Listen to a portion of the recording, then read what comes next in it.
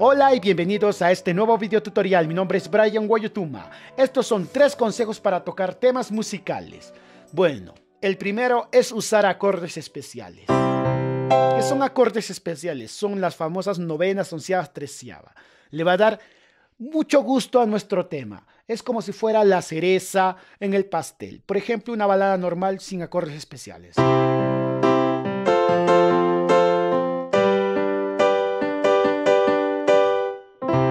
Terminó ahí. Un acorde especial, utilizar por ejemplo suspendidas 2 como hice en un anterior video de ejercicios de balada.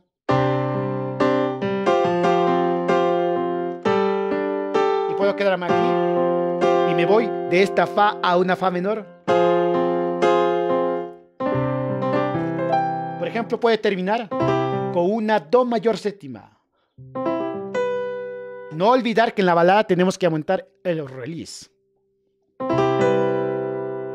Porque si no usaría acordes especiales, hubiera sonado así.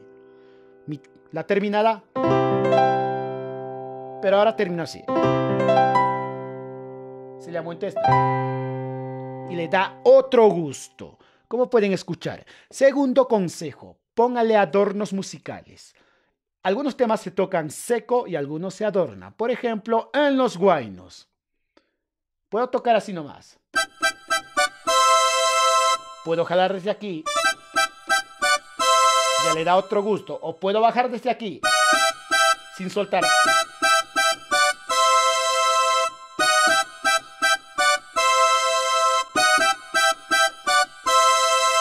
Se dan cuenta que le da otro sabor. Tercer consejo.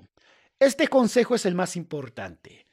Cuando están tocando un tema en vivo o de un artista, pónganle su estilo. Inclusive los mismos artistas que grabaron lo hacen a su estilo.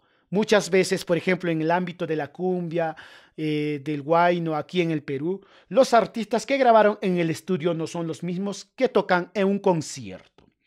Entonces pueden ponerle su estilo. ¿A qué me refiero? Por ejemplo, este montuno de Llorarás. Puedo hacerlo así.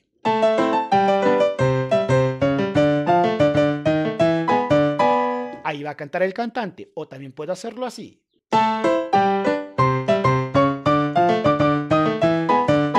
O puedo hacerlo así.